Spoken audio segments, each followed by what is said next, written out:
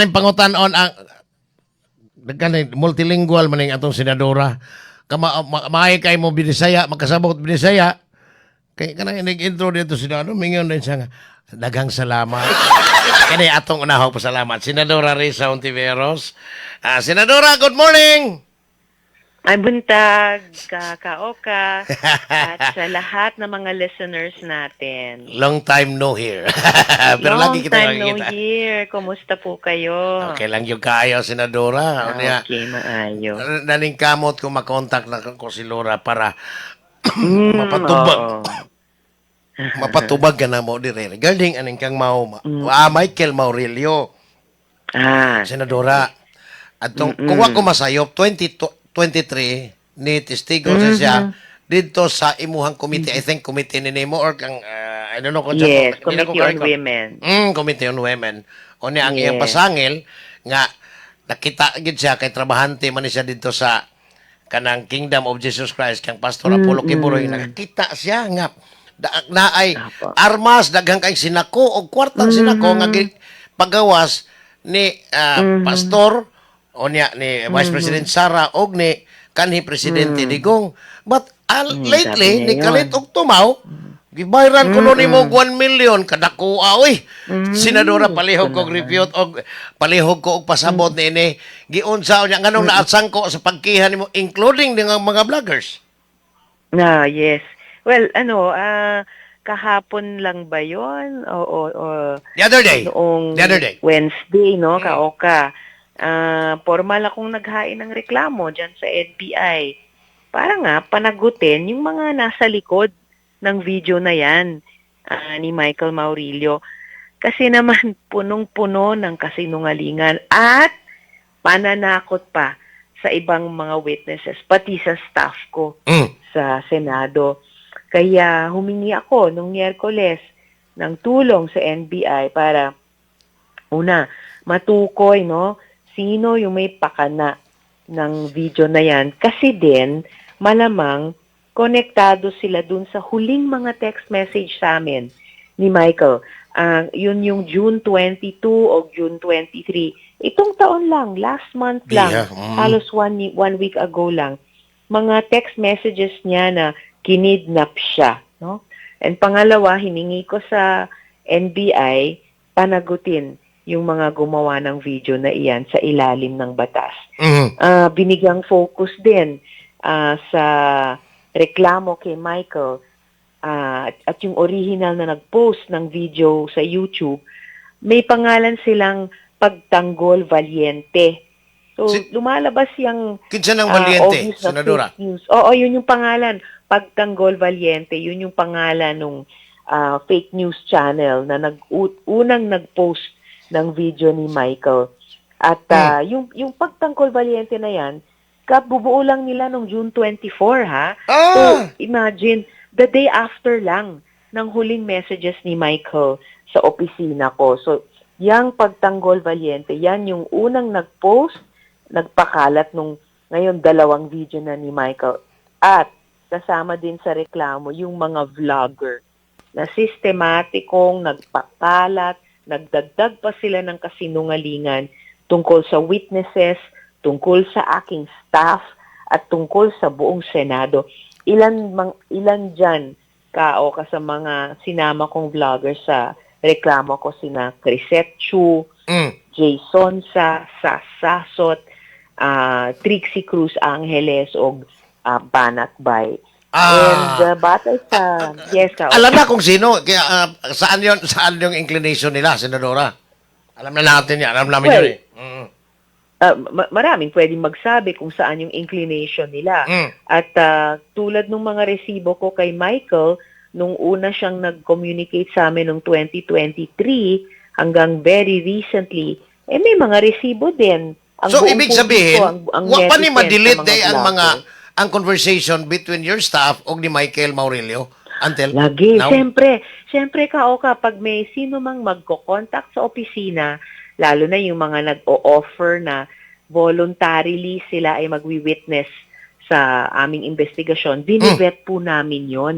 Kaya nga nung unang nag-message sa amin sa opisina, si Michael, nung December 14 yata yon 2023, hindi nga siya kaagad na-replyan. Kasi dinivet muna kaagad yung unang communication ng sino mang nagsasabing gusto nilang mag-witness. So siguro, nung napansin niyang hindi siya kaagad napansin ng opisina ko, in fact, nag-message siya ulit December 15. Tapos nung January 2024.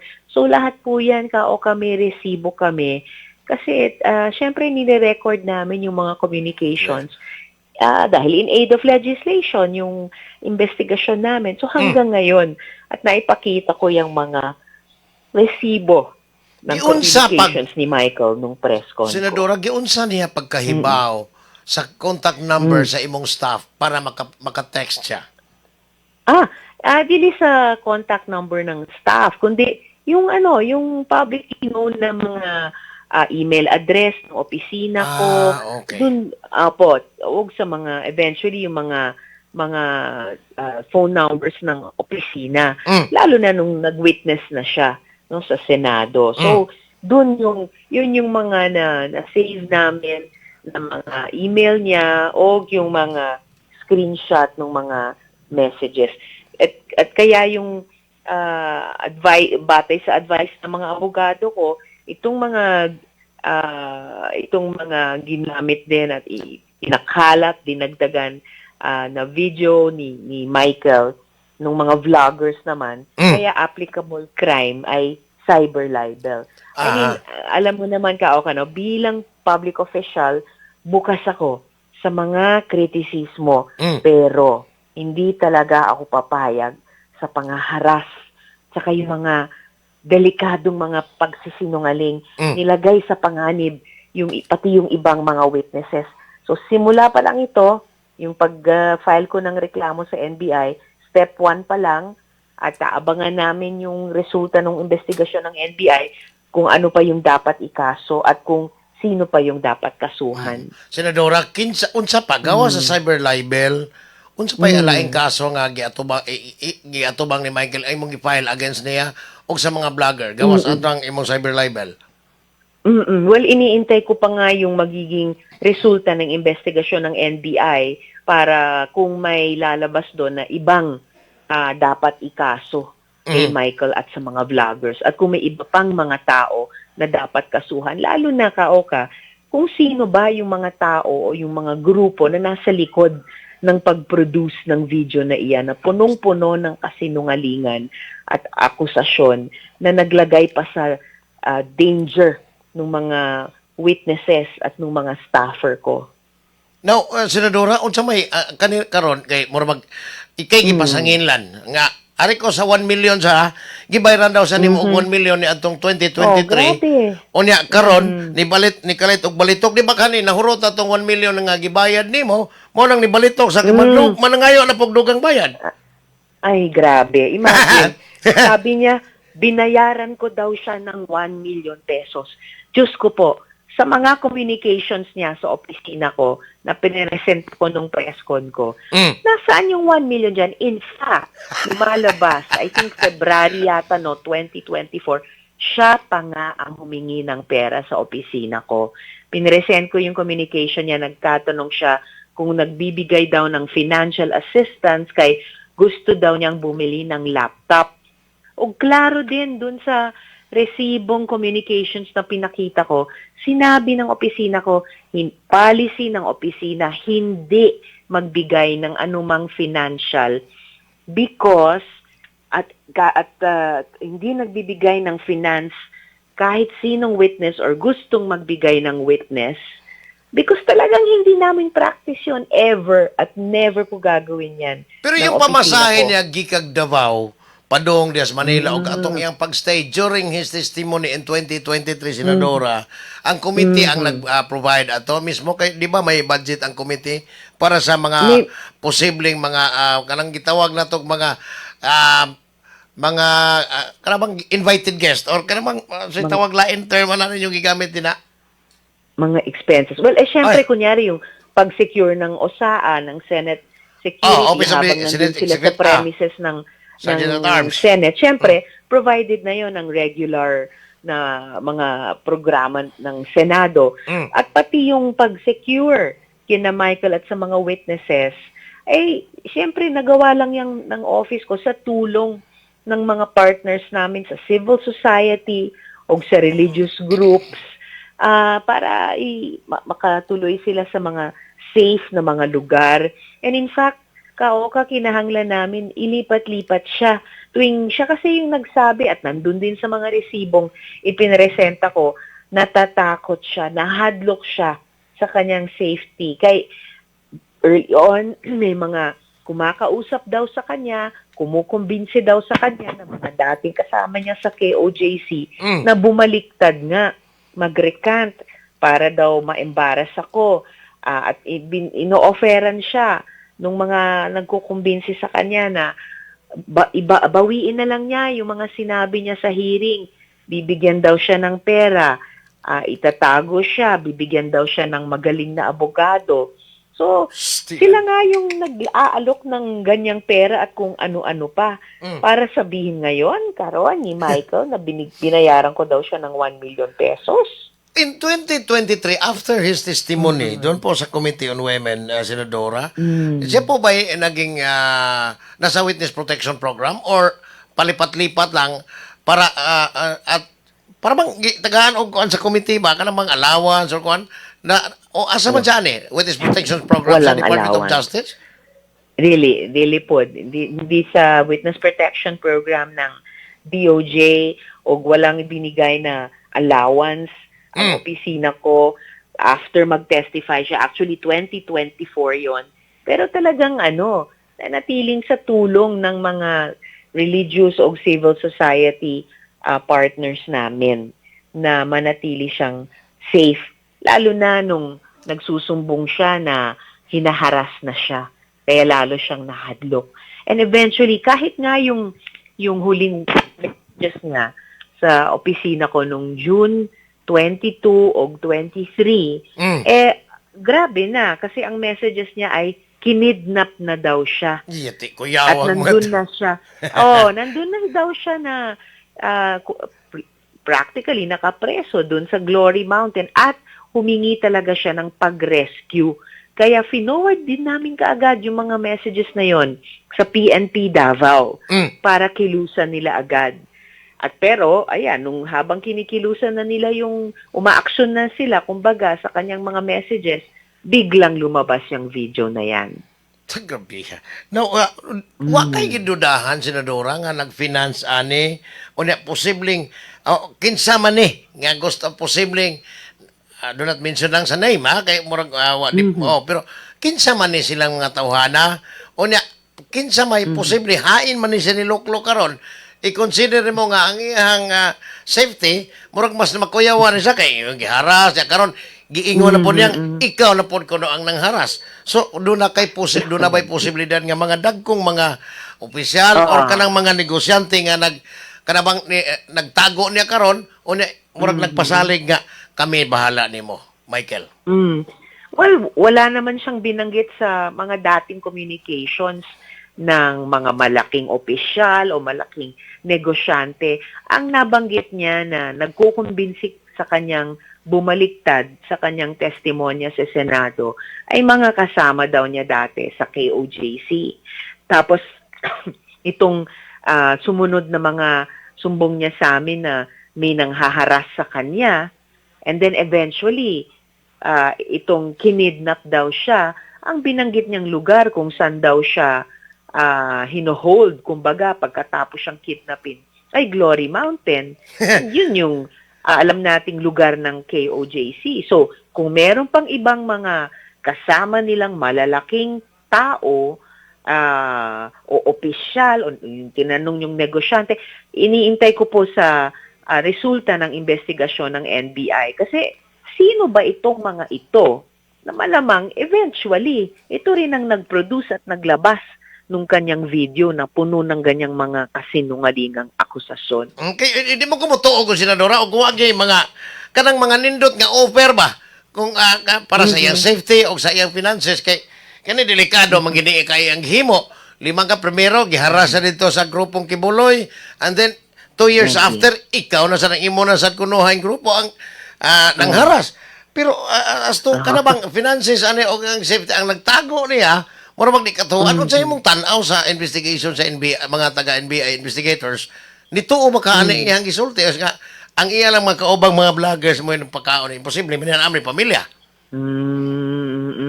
Well, gaya ng nabanggit ko kanina Oka, yung ibang mga tanong ay tanong din sa isip ko at sa isip ko sa isip ng opisina ko, lagi. Kaya yun yung sabi ko, sobra na talaga ito. Sabi ko nga sa press con ko sa mga nasa likod nito, you have crossed the line. Sobra na kayo.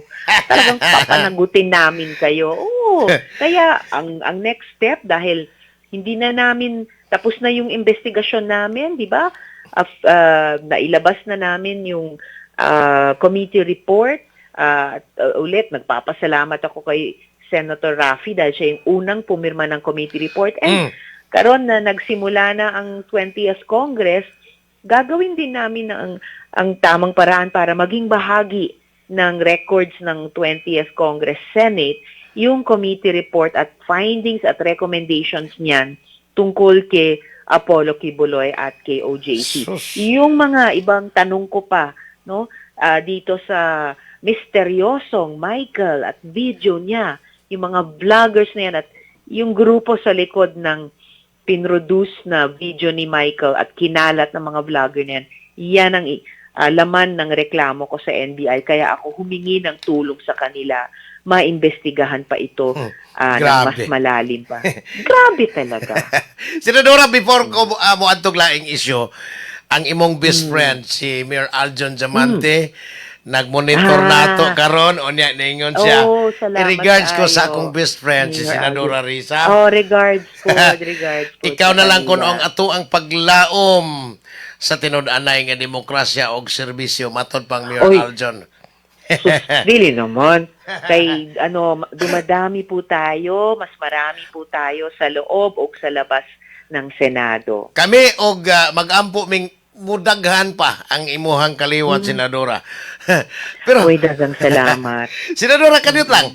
Kumusta? Unsay na ba mo monitoring atong Senior Aguila katong gibungkag ninyo paring grabe.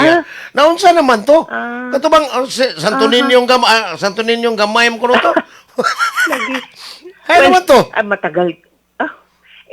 Nagsunod matagal na yung investigation. Well, at that time, di ba? Talagang tinuring ko na napakalaking tagumpay ng Senado. Pagtulong ng aming institusyon, no? Sa pag-aresto sa mga leader ng kulto at sabi ko noon, bilang na talaga yung araw ng mga nag-Diyos-Diyosan.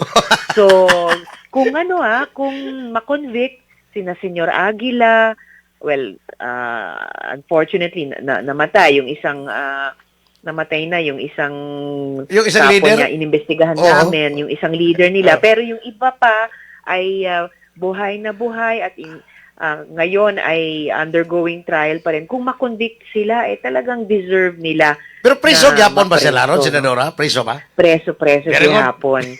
So eventually, lagi. So, and as author nung Prohibition of Child Marriage Act o yung Expanded Anti-Human Trafficking in Persons Act, talagang natuwa naman ako, nagpasalamat naman ako na ma-witness paano yung mga batas na iyon ay nagamit talaga ayon sa kanilang layunin. Kasi talaga napakasahol ng mga krimen na ginawa ni na Senyor Aguila. Biniktima po nila yung mga mahihina. Grabe, inabuso nila. Kayo mo indoctrinate. Vulnerable na miyembro ng komunidad. Ilaman na kumbinsi na indoctrinate nilang maayo ang mga tao. Unya nang tuob ang mga professionals man to. Imposible. Lagi. Mga professional, mga highly educated, mga nagtatrabaho pa nga sa loob ng LGU noon o sa mga line agencies. Abot sa punto. So, yan, Ituo sila nga. Tapos kung sa kalibutan, sila na rin mabilin kay mamatog sila itong tumoy sa dahos kugon. Iga ito nila. Anyway. Anyway. So, yun. Dirisa ko. Din mga nindot na kit-anak ko nimo sa imuhang page. Kaning mga nindot, aris ako nindot kay May lami tong mga isyong kang kuan kay Maurilio mo tag yabag-yabag man to. Lagi. Senadora, imong usas mga priority bills mo sa 28th Congress. Mm. 200 Yes. pesos para ni sa namong private sector employees. Napasar naman ni 100 ha? Ang 100 Oh. sa Senado. Lagi, Sa Senado. 100 nung 19th Congress. o sa 19th ato Of, natapos lang ba? 100. Wa makabot sa Opo, Bicameral kasi- Conference Committee.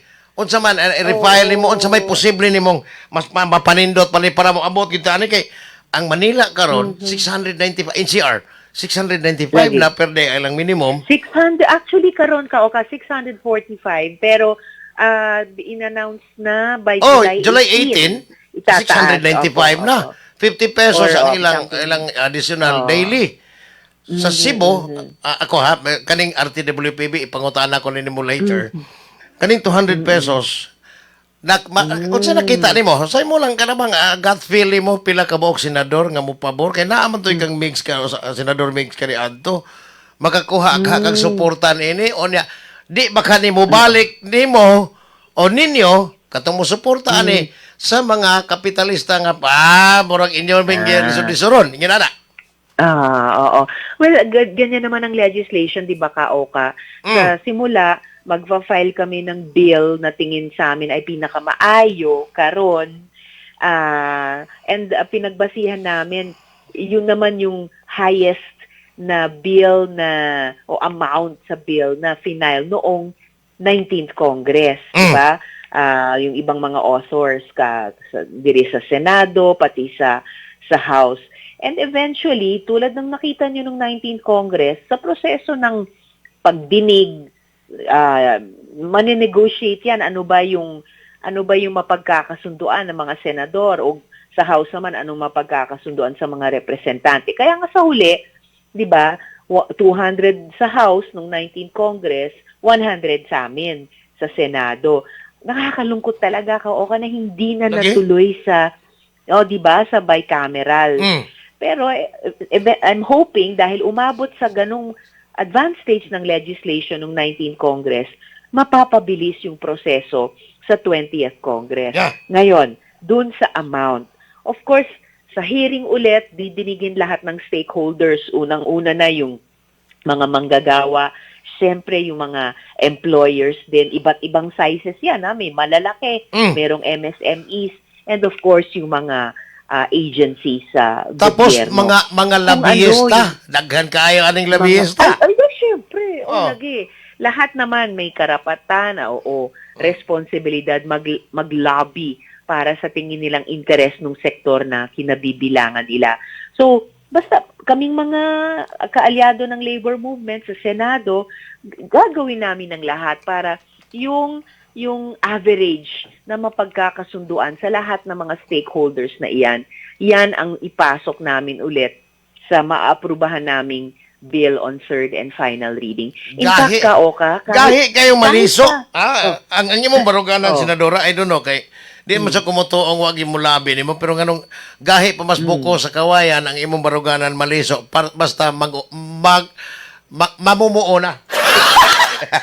mamumuo, Oh. 'di ba? And ang sa akin lang naman ay in fact kahit pa maabot yung 200 peso increase, na ideal na 'yon alam natin napakahirap mangyari 'yon pero yun yung final ko sa bill and pagsusumikapan namin kahit pa nga mapagkasunduan ideal yung 200 ano lang yan, kulang pa yan, di ba?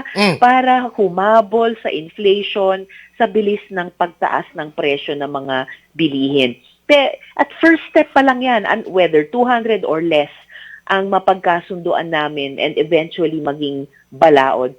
First step pa lang yan, papunta dun sa sinasabi ng labor na talagang kinahanglan sa araw-araw, which is 1,200 pesos minimum wage per day. So, di ba? Pero legislated wage increase maliit pa niya, lang yun. Senadora, para sa mga naminaw na to, worldwide, kasi naka-live stream po tayo, ito'y legislated wage increase kung sakaling pumasa. Yes. Ito po'y Kung sa lahat ng sakali. Regional Wages and Productivity Board, wala silang magawa, buong bansa po ito, kung sakaling magiging batas. Pero, Buong bansa. Yeah, Senadora, Ano po bang tingin nyo? Kami sa mga naming uring manggagawa, gusto naming buwagin na yung Regional Tripartite Wages and Productivity Board or yung Regional Wage Okay. Board kasi Isa pa yun. ang komposisyon nila, Ah, ex-officio chairman, yung regional director, dalawang representante ng gobyerno, dalawang representante ng management sector or employers, at dalawa lang sa labor. Kung hindi natin buwagin sakali, kung pwede, baguhin natin yung komposisyon dyan, luging-laugi talaga yung labor, dalawa lang Lagi. yun eh. So, Ay, may bala ka tama ba? ka, May oo. plano? Ano yun, Senadora? Actually, may final din po kaming bill para i-reform yung wage setting Very good. system niyan. Kaya talagang nakita nitong nakaraang mga dekada, hindi po nagiging responsive talaga, Oh. effective ang wage setting mechanism natin karon kasama na yung regional wage councils. Kaya underrepresented ang manggagawa. Correct. Kaya ang nangyayari lagi, hindi reflected ang talagang cost of living. At saka pa isa patao ka, bakit mas mataas ang minimum wage sa ibang rehiyon, mas mababa sa ibang rehiyon? Lahat naman ng mga Pilipino sa bawat rehiyon ay mga tao at may parehong mga Parehong pangangailangan, kumain di ba? yan. Para sa pamilya. Lagi parehong kumakain, parehong sumasakay ng transportasyon para pumasok sa eskwelahan o sa trabaho, 'di ba? Parehong may mga pangangailangan sa edukasyon, sa kalusugan, parehong may pangangailangan sa pabahay. Isa pa, Senadora. Isa pa. Komunikasyon. Isa pa. Mm. Bakit nganong ang mga kanang agricultural sector workers sila'y Yes. nagpakaon na to Ang kung why mga baba. karang nagtanom Lagi. watay kaon pero Lagi. nganong mas taas o Baliktad. minimum wage ang di sa non-agriculture sector sa ani nga maong sa Diba? aning ko ana kaning RTWPB. Di ba? So, lahat naman ng nagtatrabaho, whether sa agricultural, sa industry, o kaya sa services sector, pare-parehong Ito, pare-parehong farmer ang mga nagpakain trabaho natin eh. ginagawa. Oo. Lagi. So, baliktad, yung nagpapakain, sila pang nagugutom. Pare-parehong may pangangailangan ng tao. So, dapat pantay ang sa halaga ng trabaho o pantay ang compensation sa sahod, sa sweldo para sa trabahong yun. Salig minimo na Senadora kay bawo ko kag imo kasing-kasing di anamo tanan sukad pa kaniadto nagplanihin naman nimo kay bawming ang imong kasing-kasing na as mga mamumuo palihog mahimo Senadora mahimo ina in taon na kay we believe nga kanang mga kauban mo de Senado himo ila nang sakyan gyud mo kuyog sila nimo ana because ang nagpakaon nato moy gagmay sweldo unya sus hard labor pa kayo. Lagi. Grabe. Naririnig ko yung panawagan ng ating mga kababayan manggagawa kaya talaga isa sa priority. Actually, number 1 kung nababanggit na priority legislation at number 1 na na-refile nung isang araw lang dito sa Senado, yung legislated minimum wage increase Nice, bill. nice. Kami po, basta mo pasar, amon daghanon ang among pagsaludo ni mo, Senadora, kay Baumes imong kasing-kasing. dagang salamat. Ma'am, pagkadaghan pa na ako questions, but i-reserve na ako kay naibaw ko sa imong schedule, nga pertig yung susunod. pagkadaghanang ng sunod-sunod. Salamat kaayo. But in some other time, mo tawag hapon minimo. I hope di ka mo tagam sa Sure. among mga pangutana. Of course naman, Kaoka. Dagang salamat. Senadora, palihog ko sa imong mensahe alang sa mga naminaw na to worldwide. Naka-live stream tayo sa Facebook, YouTube at saka Twitter. Go ahead, Senadora, para sa mga mamumuo in particular. Okay. Naku, salamat kaayo, Kaoka. Og sa ating mga tagapakinig sa DYKC Cebu, diha sa Cebu, og sa buong bansa, og sa buong mundo. Dito sa radyo o sa online, lalo na sa mga kababayan manggagawa. Daghang salamat kaayo sa inyong interes o aktibong partisipasyon na isulo yung gusto nating mas maayong lipunan. Nice. Ug mas maayong sitwasyon ng tanan ng mga Pilipino diri sa Pilipinas o sa buong mundo sa usapin man ng katotohanan, whether ng mga witnesses sa Senado o mga vloggers o sa usapin man ng karapatan ng mga bata o ibang mga vulnerableng sektor laban sa mga mapang-abuso tulad ng mga cult leaders tulad ni Senyor Aguila. Dito sa usapin ng yung sahod na karapat-dapat sa mga manggagawa. Kayo ang nagtatrabaho para buhayin yung ating buong bansa dito sa Pilipinas at sa buong mundo, na yung inyong mga karapatan ay ma-reflect sa ating mga balaod o sa ating mga tripartite bodies din tulad ng mga wage councils. So daghang-daghang salamat. Salamat, Inaasahan Senadora. ko po sa mga susunod na taon itong pakikiisa natin. Salamat pa. Amping kaayo, kanunay. Amping kanunay. pod. Mayong buntag. Ang Mayong buntag. ay Senador, one last question lang. Ikaw na lang yung nag-iisang minority leader. Sinong posibleng kasama mo? Kasi wala lang Senador Coco. Dalawa lang kayo. Ay, dili pa sigurado kung Lumami kayo. minority leader ako o sinong magiging minority leader, sinong magiging Senate President. Basta asahan nyo, mananatili akong independent, no? Whether sa loob ng isang independent block or kung ibang block dyan. Basta hindi ako sasali sa majority. Nice. Gusto kong manatili. Fiscalizer ka. Fiscalizer, pang check and balance. At patuloy na tutulong palakasin ng oposisyon sa labas ng Senado. Senadora, isa pa, nagre-regard siya yung partner ko dito, si Rico Osmeña.